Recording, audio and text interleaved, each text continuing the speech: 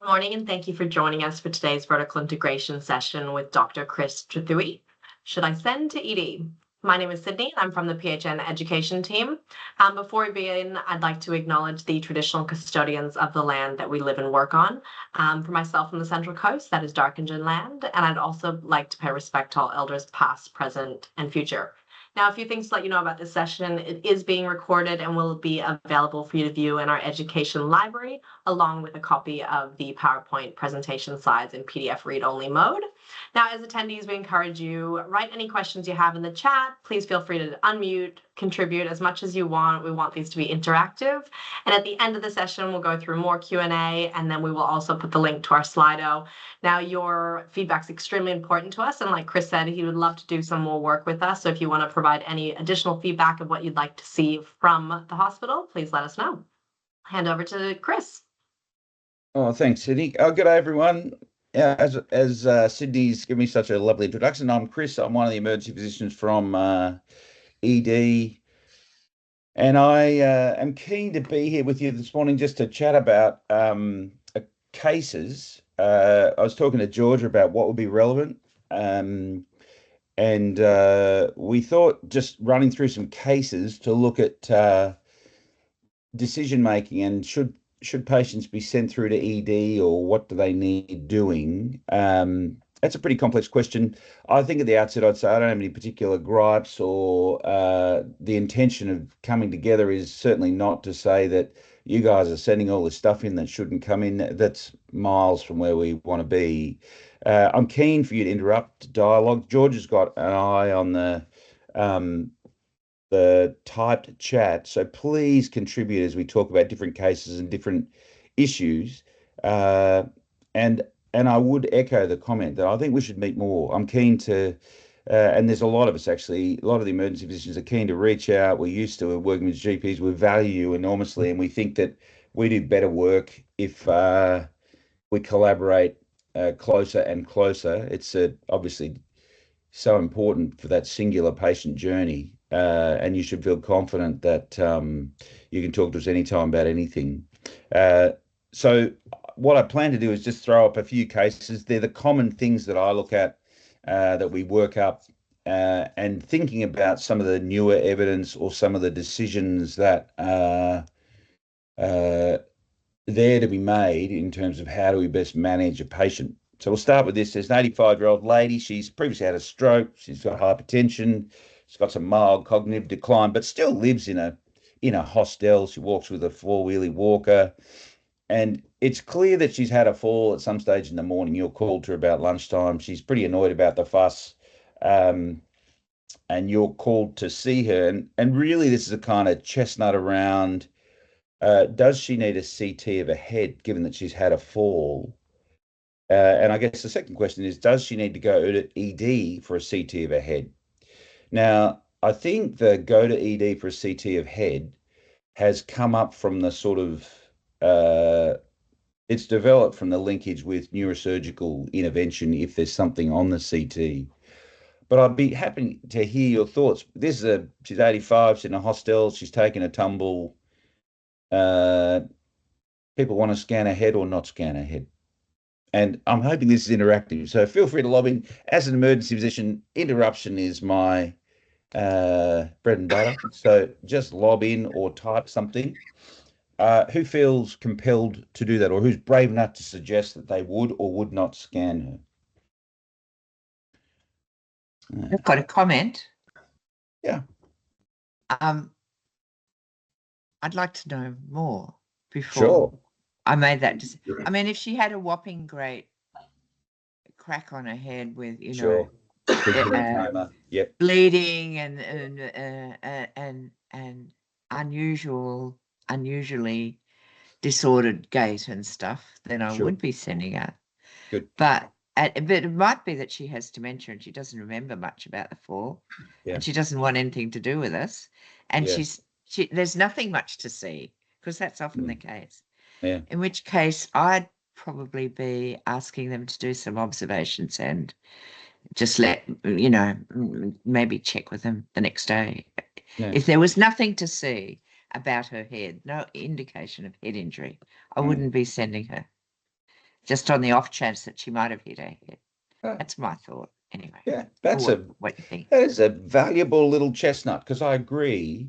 I think there are some caveats around, if you find someone who's looks like they've gone 10 rounds with Ali and they're covered in bruises, you'd say, whoa, that's that's impressive, the degree of injury.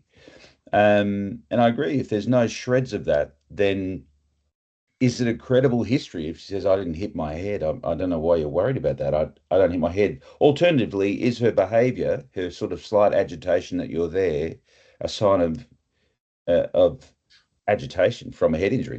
They're all these things we weigh up. I think we see a stack of patients who are sent to the ED for scan, and I think we've seen a creep partly by supply-driven demand, that you can get a head CT fairly quickly, so that we have seen a creep in the way we appraise a story, that it may have been this person fell, maybe, don't really have any credible proof of that, but something, we heard a bang, we found on the floor, unclear what's happened, but we need to rule out a neurosurgical injury.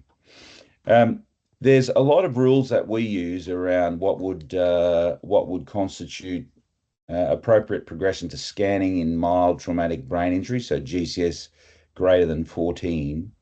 I might add, as we've already pointed out, a lot of those scoring tools struggle a little when you're unable to get the history. So cognitive decline is something that you weight a little if you're confident that you're getting a clear history from the patient, or that you're interacting with a clear sensorium, you might be a bit more relaxed. But generally speaking, in the studies, people with cognitive impairment have been excluded. So, these rules are largely irrelevant. The rules in play generally would be the Canadian CT head rule is probably the one that's informed most of the thinking, although there's a New Orleans rule out of Louisiana. There's the Nexus 2 study, which this is a follow-up cohort study I'll talk about in a sec. All of those, by their methodology, link a petition as at age of greater than 65. So essentially, anyone with mild traumatic brain injury greater than 65 needs a head CT. That's also driven demand. This study, which is just recently published in the Annals of Emergency Medicine, is a Nexus 2 group, which Nexus 1 did the CT of the C-spine, or plane ray of the C-spine study back in the 90s. This is just looking at a new rule that they developed, which is not particularly different from any of the other rules. And it was an endpoint validation to say the rule is sensitive. You can not scan based on the result of the rule. What they also committed to methodologically was to analyse the patients greater than 65 with a descriptive analysis. And this is published, and I think it's really helpful because it's updated a lot of our understanding of what happens when the elderly fall and have head trauma. So there are about 3,500 patients in that study. 500 of those patients had evidence of injury on their CT and significant intracranial injury in 325 of the elderly. They certainly are overrepresented. That 325 is a total of 765 in the rest of the study. So almost 42% of the people in the study who had really significant intracranial findings are in the elderly. So I think the study tells us that falling and clonking your head over 65, you got a much higher yield in terms of finding stuff. You can see that the major mechanism of the patients who were falling, or the major mechanism of injury, was in fact this ground level fall, and that carried with it a significant mortality in this age group. What's telling about the study is that it also identifies that neurosurgical intervention is probably not a great savior, in that of the group that had significant intracranial findings, and particularly subdural, which we know that's because of brain atrophy over time and bridging bridging veins, that when you fall and tear, you'll have this sort of slow bleed. We often think, well, that's blood in the head, we should drain that, and that's actually why we're scanning. The outcomes for the elderly were fairly grim. If you look at that 165 required intervention, about 40% die, and 32% of them never actually returned to the level of function that they had. In fact, they're essentially dependent on care, and only about 1 in 6 return home. So the study sort of shows, yes, using these sort of rules and scanning liberally over 65, you will find significant injury, but raises this real issue that what's the outcome of that? The rules have always said, well, we need to find this group so you could rush them to a neurosurgeon and drill the brain open and drain all of the blood and make things better. And it's really well demonstrated that that kind of coarse intervention doesn't translate into the same outcomes that we'd expect in a younger group. This study is also important because it shows, you can see that top line about frailty. Frailty is probably something that we've underappreciated for many, many years in literature, and we've used age as the arbiter. But frailty is probably returning to critical care literature now like a freight train, which makes a lot of sense, that we need to connect in with the total package of the patient rather than their chronology. Frailty, there's lots of different ways you score it. There's the Fried frailty scoring system, which some of you may have heard about, which is a really complex 125 domain score about how frail you are. ED physicians generally have a fairly short attention span. And so this is the Rockwood frailty score, or the clinical frailty scale, which allows us really just to think about what sort of person are you? Are you fit? Are you well? Are you managing well? Are you vulnerable? Are you frail? And then you can sort of often work with the patient or with the patient's caregivers to show them the little silhouette outlines of the patient and of the person on the form, and ask, what's mum like? Is she like this, or what do you think she's like? And you can read the descriptors. Frailty, there's some really good work out of Arizona looking at frailty independently in outcomes related to trauma. And we've just started some research now looking at frailty in patients presenting to ED regardless of age, because I think this is where we're going. To that end, there's been another paper published at the end of 2023, which comes back to this question of, here's this lady who's fallen, living independently, walking with a walker.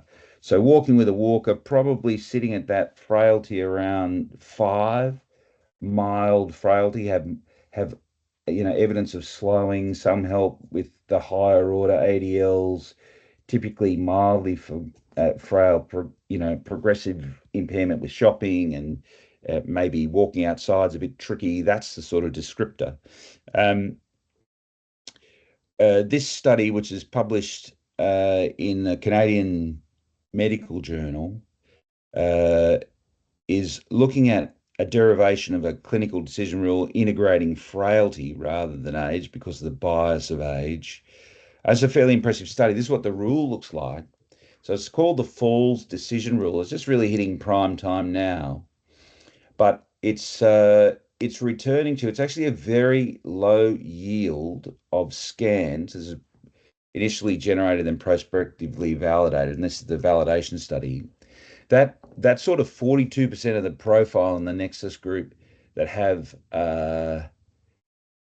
significant injury, you can get closer to that group by understanding their frailty rather than their age. And so what the Canadians are proposing is that we look at this, you take a history saying, did the patient hit their head when they fell, according to the patient or to the witnesses or to the exam? So we've touched on those things, is the head, you've got significant bruising, or was the fall witnessed, or is the patient credibly capable of saying they didn't fall? Does the patient remember the events? Is there no new abnormalities on neurological exam, which means that we know what they look like prior to, so you can't really do it if you've never seen the patient before. So it's a little tricky actually to apply this in the emergency department if you've never seen the person. But if you were the GP and you knew this person, they looked the same, and their clinical frailty score is less than 5, that rule has a sensitivity of about 98.6%. In fact, the confidence interval, if you look at there, it's possibly up to 99.6%, meaning you'd miss very, very few significant injuries.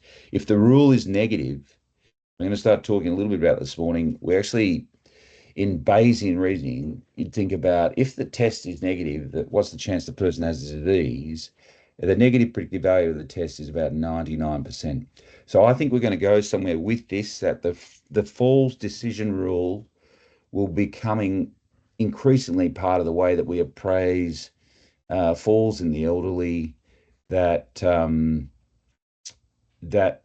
revolve around what's the history, what's the exam, and what's their degree of frailty. That rule actually looks to me like Gestalt. That rule looks to me like we're pushing the pendulum back to good clinical decision making about what's the likelihood that you've had significant head injury based on what I can find about what you can tell me, what I can see in terms of examining you, and what I know of you and your status quo examination now. The focused fall rule, just to cover off in that down below, that focus rule is saying if we weren't going to use the clinical frailty score, so that's probably more in the ED, it's the patient that didn't hit their head when they fell, according to the patient, and there's no new abnormal findings on neurological exam. That holds up with the sensitivity as well. So the falls decision rule coming to a store near you, I think it centralizes the role that GPs play in being able to understand frailty of their patients, which needs to inform the entire system. There's a question from Constance. Hi, sorry, I was just unmuting. I'm actually just a comment. Yeah. That frailty scale with the pictures Yep. is really easy for the nurses in my clinic to understand, and I've asked them to add it to the 75 plus health assessment. So we've actually got a record, then an annual record of what they've scored on that. That's in such insightful conduct. We agree. We're doing some research at the moment around clinicians and their awareness of this, their awareness of frailty, because I think increasingly we're seeing subspecialty medicine culture where we have a trick, like, you look for the STEMI or you look for the whatever it is, the diagnostic, rather than look at the patient and work out how that disease fits into the patient's journey. And so there's a lot of research into integrating frailty in terms of appropriate appraisal of intervention, because of that staggeringly clear evidence that frailty, more so than age, speaks to outcome across multiple domains, medical illness, trauma. So the latest stuff is coming out of Arizona with a clinical frailty score in trauma, demonstrating that you have a 6-fold representation rate and twice the mortality, all sorts of issues, purely based on when you're well, what do you look like? What can you do? And when I was growing up, I remember my GP, this is what GPs did. I remember my 2 nanas died of old age, and my GP looked after them. I remember the GP was back in the days when the GP was kind of family friend. And I do remember the conversations that Dr. Connolly had around this kind of tell me what you're like. And it also leads to what would you want me to do if you got sicker based on your frailty. So I think acute medicine probably has to connect back in with this. I think because of the way that you're working with patients and relationship, this is a kind of money for jam in terms of the relationship that you have and the the linearity of watching someone's frailty is really informing, and I suspect over the next few years will become the central point of reference for how we understand intervention. Any other comments about that before I jump on past CT in the elderly? Yeah, certainly in general practice, there's been a push towards frailty, and there's been a few initiatives. We had a speaker session earlier in the year talking about frailty in general practice and what matters to the patient. And so we use a more basic frail scale, which I've linked in the chat box as well, Cool. which we've incorporated into our health assessments as well. So hopefully GPs will be doing this better as well.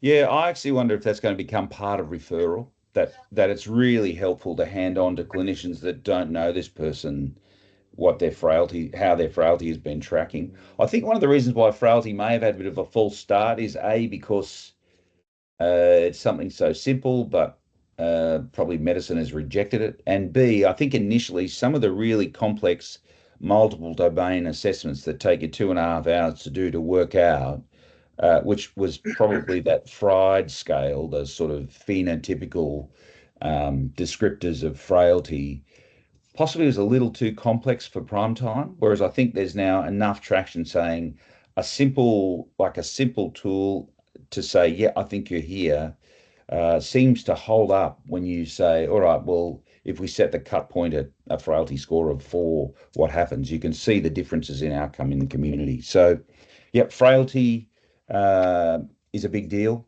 And I think we're moving away from age and thinking a lot more about frailty now in all sorts of things, which feels to me like that makes sense. You know, we used to say there's a good 90-year-old, you know, that kind of language is probably tapping into the same thing. What we're trying to say is not a particularly frail and their age is 90.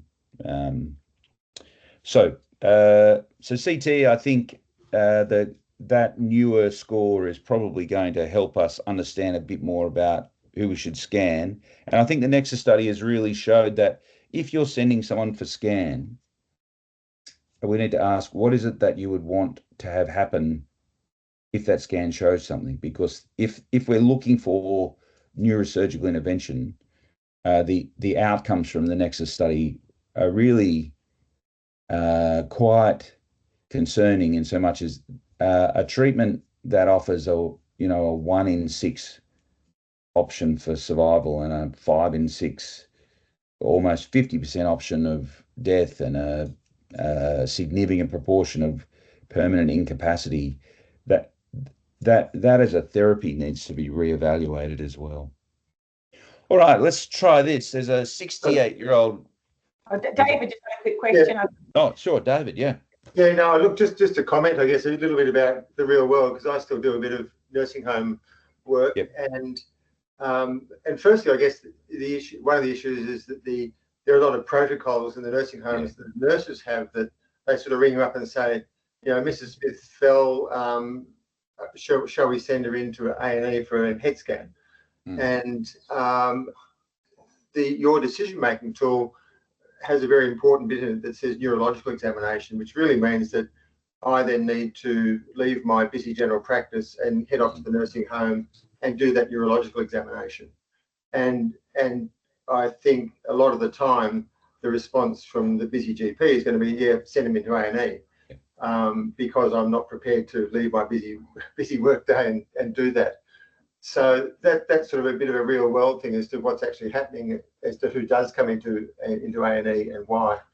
And the alternative, of course, is you can say to the nurses, "Oh, we'll do some neuro-obs," but we're still got to then take responsibility for their judgment about that neurological examination, in inverted commas. So that all has an impact on what you actually get coming through your door.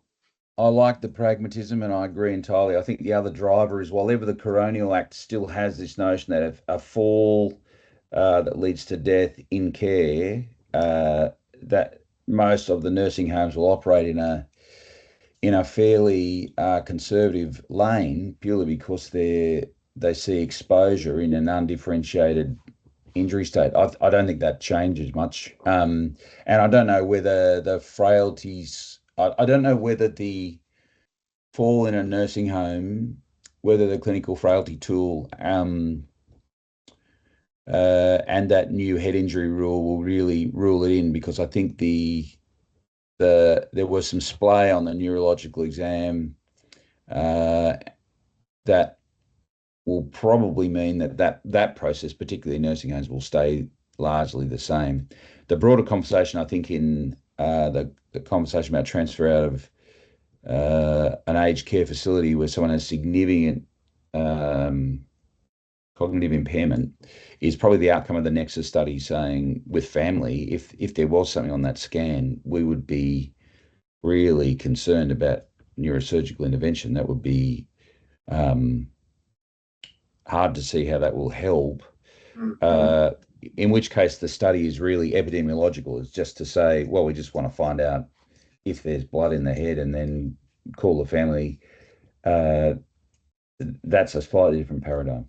Sure. The saving grace, I guess, in the situation I've just described is that if you have a good relationship with the patient, or perhaps more importantly, their family or whoever's got enduring guardianship, you can delay if you're not overly concerned, you can delay your assessment and go after work, which always works, and then make those assessments and decisions. Yeah, 100%. I think someone else had a hand there too, George or Chris. I saw. Yeah, thanks. Very quickly, I was just going to say, I'm a big fan of decision tools, and I hadn't seen these before, and really like the second one you showed in terms of having that, really bring it back down to clinical decision making. Did this person actually have a fall? Did they hit their head before you even? Because you can see as soon as you apply that head CT, the Nexus one, anyone over 65's got to go for a CT. So it's like a knee-jerk reaction. I think so. I can see for a person who's got any degree of cognitive impairment, or there's uncertainty about the fall, or they've already got neurological deficit with the gait abnormality, it becomes very tricky to apply these tools. I think personally, what's hard for me as a GP is I don't necessarily know what the neurosurgeon is going to do and what the who they're going to operate on, what the outcomes are, and I think that's what makes it very hard to discuss risk versus benefit. And so having access to data like that is really useful. So in a health pathway or something where you say, listen, if you've got this, neurosurgeon's going to do this in this situation, your percent chance of survival is this, but I just don't keep that in my head because I haven't done neurosurgery for a long time. There's a couple of papers published recently as well, just defining that, saying none of these people are going to neurosurgery. That's the other thing that's going on, that we have these rules that are driving in at identifying people with mild traumatic brain injury who have significant intracranial injury, very low percentage in the young, and then as you get over 65, because of the methodology used in the past, which was really a recursive petitioning methodology. So you just kind of cut the groups up. You sort of cut a chunk off at 65 or greater and get all of this stuff, which what Nexus has allowed us to do is to say, you're right, the tool, no wonder the tool is saying over 65, because so many of the population who have the injury is in that group because of all the other age-related changes. But it's also been able to come back to the reality that if we have a rule that's looking to identify the person that needs to have neurosurgery, the clarity with which we should apply neurosurgery to the kind of that patient group that are significantly frail is being challenged. So that's all that Nexus is doing for us, or Nexus 2. Let me jump into this because I think this is a bit of fun. This is a 68-year-old retired teacher, ex-smoker, social drinker, who's got a history of gout and a few other things, tricky hypertension to control, and you've trialled multiple antihypertensives. And today you check up and his blood pressure is 175 on 160. And my question would be, do you send him to ED to fix his blood pressure? Any thoughts? No. So there's one no. I think it's so, just to say that in critical care literature, we think about hypertensive urgencies and emergencies, and hypertensive urgency you can see in the middle there, small grain. This is out of ETG. If you want to look it up, you can, but this is just ripped out of there last night. So usually what defines systolic or severely elevated hypertension without symptoms, we call that hypertension. And then usually when you start to clip or alter organ function. So we see end organ injury is where we start to worry about urgencies, and then emergencies where there's really significant acute organ damage that needs immediate correction. Now, the ED guys, we train a lot in how you would get blood pressure under control and how you move the map back conservatively so we don't fall off the end of the auto-regulation graph, and so we only move maps by about 30% for in established hypertensive states, but nonetheless move it aggressively in those two contexts. But there's a number of people who seem to come up with a letter saying, yep, I've tried a few antihypertensives and he's still hypertensive. What happens that they go to fast track, a resident will do electrolytes and a full blood count, probably check a CRP, and then we go back and try and talk to the patient about what antihypertensives have you taken, and they can seldom remember. So usually it's the blind leading the blind at that point. So I guess it's a shout out just to say hypertension per se is something which is recommended that we continue to manage in primary care with regular follow-up. I guess you keep track on what therapies you have tried or whether you tried dual therapy and get control in time because you have the time. Obviously, there's concern about protracted, untreated hypertensive disease, but if we're in an active state of trying to get stuff under control, that 10-year history for pathophysiology is probably going to be curtailed.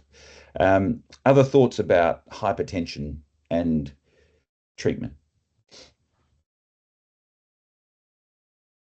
No, that's a pretty clear slam dunk. Yeah, worthwhile asking the man if he had a few drinks the night before. Yeah, 100%. I was just going to say that,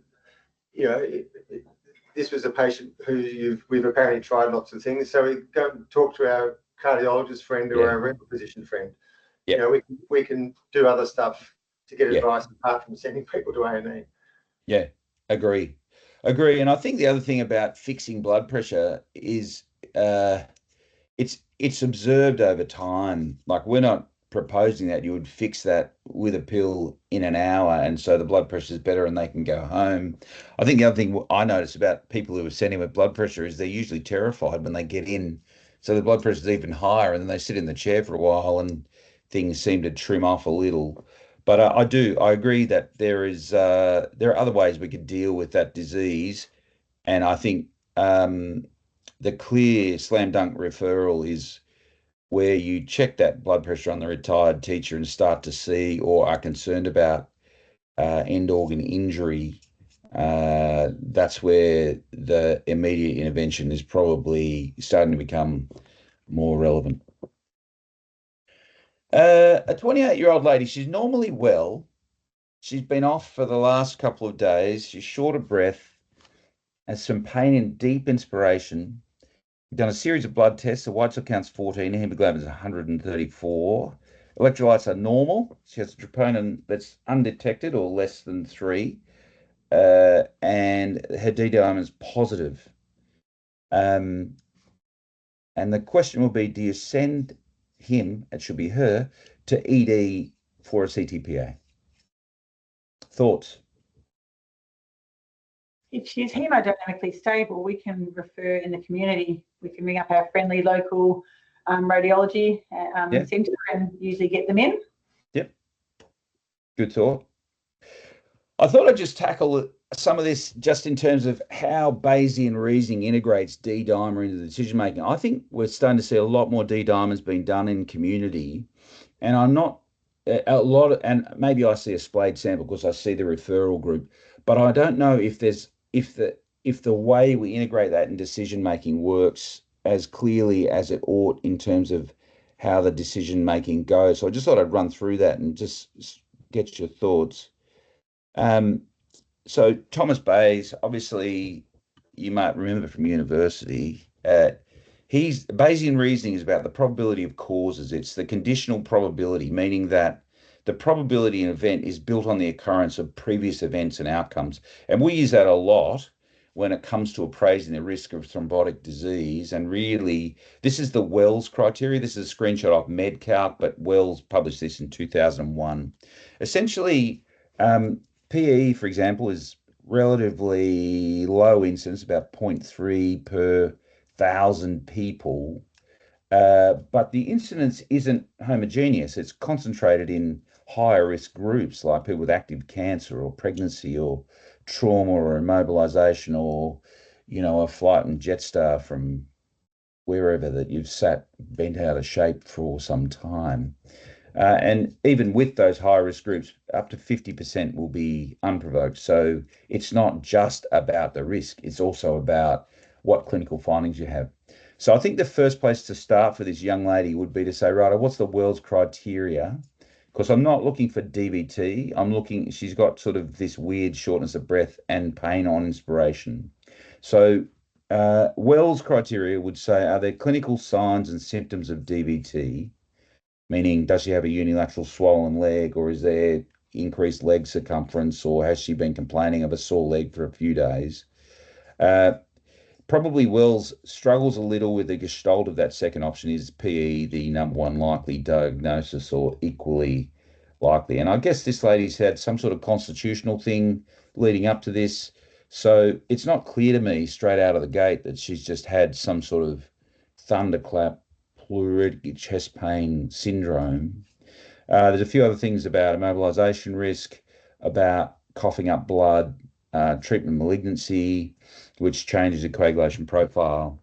So you would use Wells, and Wells will give you a series of points. The points look like that. And essentially, if you score a point, you're low risk. You're a moderate risk if you have a score between 2 to 6 and greater than 7, you're a high risk. Now, if you're low risk, you've got less than, depending on the cohort, less than a 10% chance of having pulmonary embolus straight out of the gate. So it's fairly unlikely.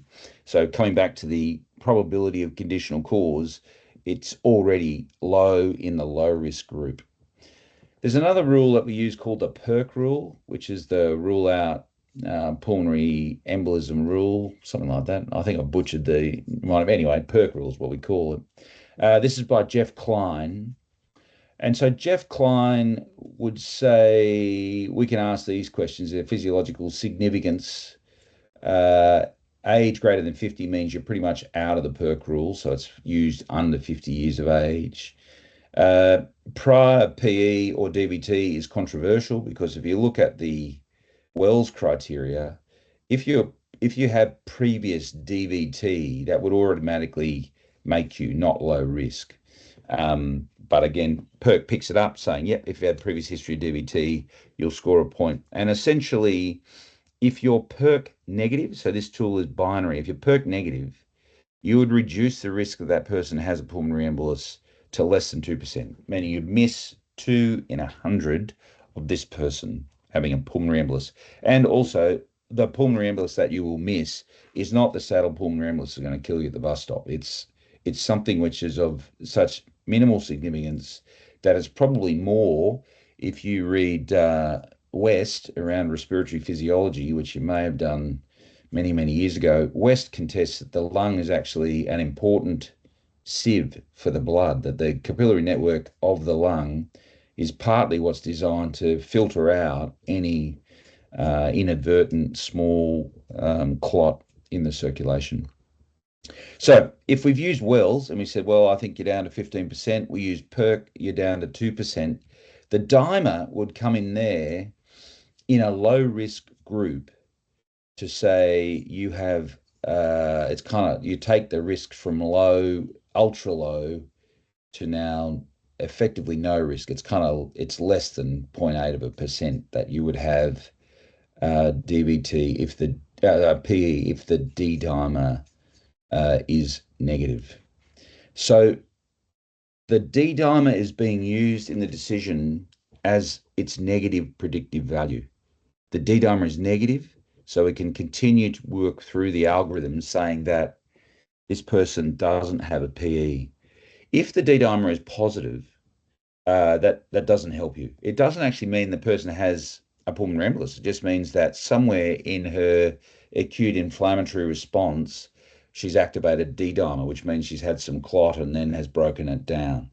So I think it's worth shouting out that that the D-dimer is integrated into a clinical story of reasoning and progressive pretest probabilities, which if you look at any of the algorithms, they talk about calculate the pretest probability. What they're talking about is you can use, there's the Vienna score, there's a couple of scores, but most people would use the Wells criteria, and there's a Wells criteria for pulmonary embolus.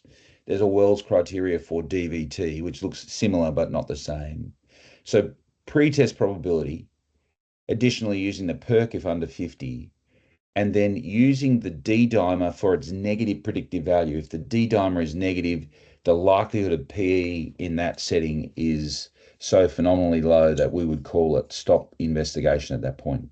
If the D-dimer is positive, it doesn't mean that I need to do a CTPA. It just means that I can't risk stratify that disease out. So I can't say it's definitely not PE, and that's why then I would return to, am I happy at a 2% risk, or with shared decision making, do I then proceed to CTPA? So it's not the positivity of the D-dimer that makes that decision. All the D-dimer is doing is helping you further get lower down on your decision tree. Any thoughts about that?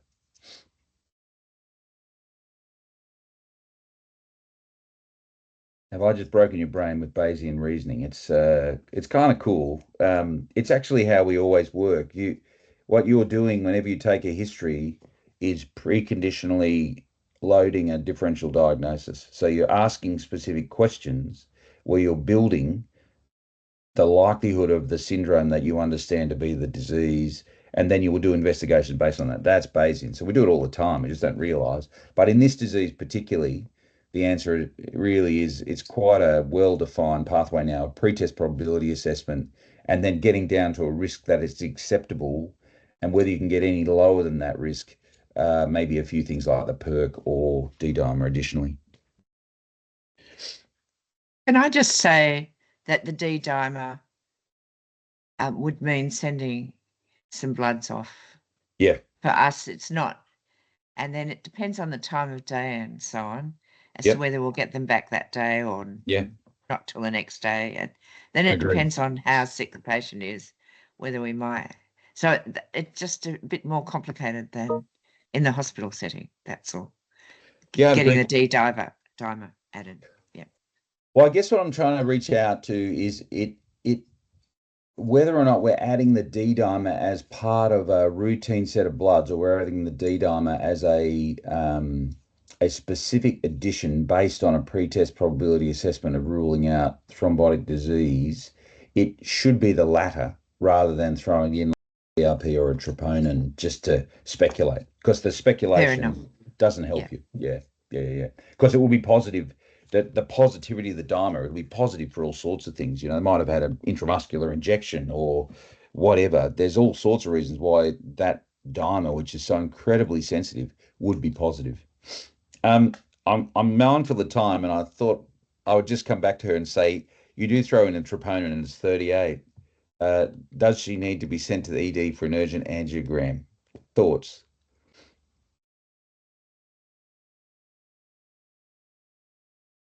But for me, it's now getting too complicated, and I'd send her off just to let somebody else take responsibility.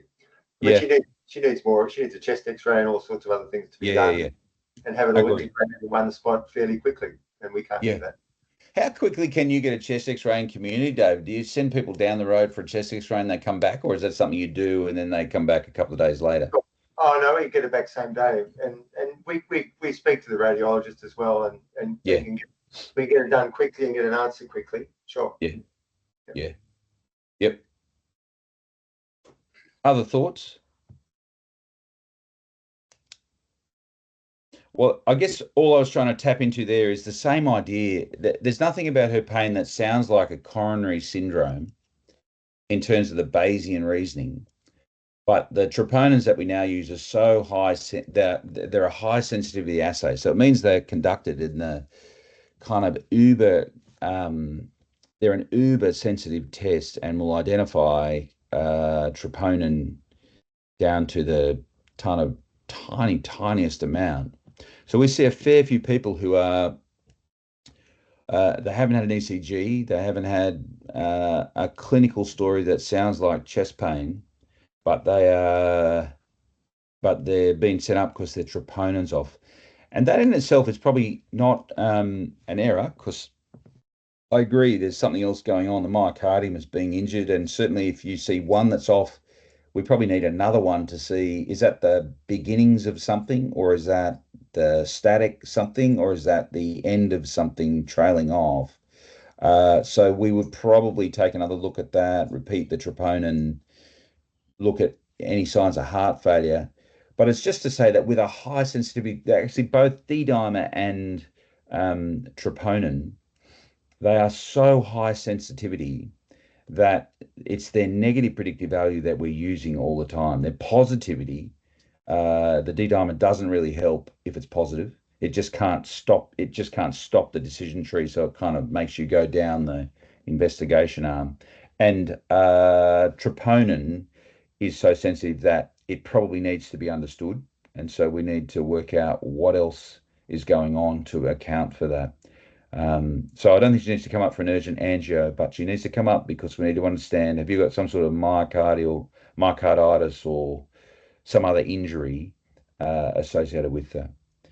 So these high sensitivity tests are in play, and they're a fantastic test, but we need to understand the pre-test probability before you integrate them, because of the false positivity if you just throw them in as a part of an armory of testing to see what's going on. Chris, I was going to make one point just to go out on a limb here. I think as a GP, for me, I've always felt the troponin is not part of our scope in general practice, except if you're in a rural location. If you're in a rural location and you're going up to the rural ED to follow them anyway, fine. But in an urban location, I can't see the role of troponin for us to use. I think if you've got enough clinical pre-test, but you think that it's ischemic heart disease or something else, you probably need to send them to ED anyway, because we can't monitor them and we can't do the serial tropes. And so for me, I just don't order them, because I've seen a couple of things where someone's ordered it and it's come in overnight high, and then you're stuck with it the next day going, okay, what do I do with it now?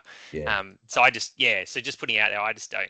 I think there's a very small, narrow window for general practice to use tropes. I'd agree. Unless you're sort of greasing the wheel. I know, and we've had that. I've seen that. I didn't do that in this case, but I've seen that a few times where people are sent in because their troponin was elevated a week ago, and you think, wow, we should check that out. No, no criticism of the system, and that's about taking bloods and getting them back, and then the loop where you finally see the printer report, whatever it is. But that's actually the point you're making, which is right, that if the pretest probability is on that you need to rule out acute coronary syndrome, you also need to make sure they're hemodynamically stable and they don't have a malignant ventricular rhythm whilst you work out that this is in fact an acute coronary syndrome. So there's much bigger fish to fry than the number of the troponin. And so I agree. I think if someone comes in with barn door ischemic chest pain, that comes up straight through, probably with ambulance if you're really concerned they're infarcting. Particularly now in the system we have, where there's a lot of pre-hospital transmission of ECG, so that we'll have the STEMI rolling, and we'll have the lab open and they go straight up. There's a whole lot of pre-hospital activation for infarct now, which is good. And I agree that just throwing in the troponin into a series of bloods is probably not where you want to go, because it doesn't help you intellectually understand stuff. A little shout out just to finish to say that what needs to go to ED, well, we want to work closely, so you send anything you think needs to go to ED. That's totally supported, and we willingly take that on. There are some different doors starting to open up, like hospital in the home, virtual care. There's a lot of talk about rapid access clinics, which is really modern healthcare, where we're trying to move a lot of the burden out of the acute beds for things which can be managed at home perfectly. So diseases like cellulitis and so on, will often shuttle through and straight into HITH. I don't know whether HITH will take direct referral from GPs. I was going to ask Ellie that. I don't know if anyone's had any luck with that, but certainly if there's a hand up, so maybe someone knows. Certainly if it doesn't exist, we would try and build that system, because that's what we want to do. Has anyone had experience with HITH? Hey, Chris, it's just Jazz here. Yeah. I'm one of the HITH doctors, and I guess to answer that question, yes, we do take referrals from Right. community directly. So if GPs want to Cool. directly refer to HITH, we do take them. They send an email referral to us or give us a phone call, and we'll call them back and discuss the case, and then cool. bring the patient into our clinic and review them and accept them. Cool. So there's things are changing. The way that one of the problems I think for emergency medicine, and particularly on the coast, actually, the way we've defined healthcare is to create one door of access into the hospital, which we're now trying to re-engineer that to get multi-scope portal of entry. And so HITH, if it's just something new to you, it's something to think about, and certainly we can do some more work with the HITH guys and maybe come back and talk about that. Virtual care is like a at-home modeling, monitoring system where people can check in digitally and see how people are traveling. And then we're trying to work and establish clinics that you can get access to for patients that need rapid priority review by subspecialty. That's still a work in progress, but there are some things that are changing, and I think those things are exciting. They allow us to collaborate and deliver better care. I'm mindful of the time. I'm going to stop there, but I'd love if there's any questions or anything I've said that doesn't make sense, please ask. Otherwise, I'd love to talk about how you think we could meet up and do more stuff to help us think commonly about the journey that patients have, because ultimately we're dealing in a relay system rather than siloed system where we just take the ball up and move it through as we look after patients. And these kind of meetings, I think, are an investment in working well with patients. Thoughts? Thanks, Chris. That was a great overview of patients that we commonly see in general practice. I had one question. I suppose, we always like the idea of a hotline. So how available are the emergency doctors if we do have a question, which can obviously prevent, potential or presentation? 95300. So 4320 5300 is the EPIC, the emergency physician in charge. We had to change that from the doctor in charge because if that caused some concern, the title. So EPIC, can ring the EPIC, have a chat. Always happy to take a call, even if you just want to ring and say, yep, we're going to send someone in, that's fine. Or if you need advice, sometimes we take calls about all sorts of things, and sometimes you just need someone to bounce an idea off to say, do you think that sounds reasonable? And you say, yeah, I think that's reasonable. That's what I'd do. That's reasonable. And that often is helpful. So yeah, very happy to take calls and have a chat any old time. And that phone is manned from 8 a.m. till probably 2 a.m. or whatever time the evening guy gets out. So yeah, ring up, make contact. Yeah. No, that's great. Sometimes it's just nice to phone a friend. Yeah, absolutely. And I think that's partly what we would be keen to try and continue to build, that you should have the confidence to get in touch with us. And it's great to know you, and great to have confidence when you ring that we have a common purpose and are good people to talk to. That's the sort of thing you want to do by building relationships and continuing to sustain them. Cool. It's a good question, because I'm up in Newcastle, but just checking if it's the same sort of system down on the coast. So I generally, if I'm sending a patient ED, I always call the ED to give a handover, and some of the EDs prefer it, some don't. But for our ambulance service up here, we have to have an accepting doctor. Do you guys have the same thing on the coast? Because just out of interest. Yeah. So ambulance will always need a referral doctor name to send it in. But But you can also game that system by just putting, By just if you putting your know, name down, if I'm okay, the district director of everything, you put my name on anything, it'll work. It flies. You know, it's like the Aussie Pass. So there's a Cool. way you Smith, you can Yeah. write. There's a whole heap of ways you game that. But I think what's more important is having the confidence that you've made contact. And I think there's really good GPs that ring all the time, and it's always a good conversation. It's great to hear where we're up to, what we're doing. Some GPs like to fax letters. I was talking to David just as we started. That works really well, but we're really trying to tidy that up, because the fax machine that takes the incoming letter is also the fax machine that prints the menu and prints the pathology forms and all sorts of things. So you go to the print tray, and there's a million pieces of paper and 80 different pathology orders for different people that you've never seen, and then there's things you don't even recognize. So sometimes those fax letters get lost. Email, if I'm working clinically, I don't have email open. Email's not a way we communicate. And equally, I guess the only other question we have is we worry about the discharge. We send discharge summaries, but because of the EMR system, I never lick a postage stamp, or I'm never confident that I've addressed the envelope to the person. And so we worry about that communication as well. We live in an electronic age, so I accept that electronic stuff is the way we do it. But if you want to ring the phone, absolutely ring.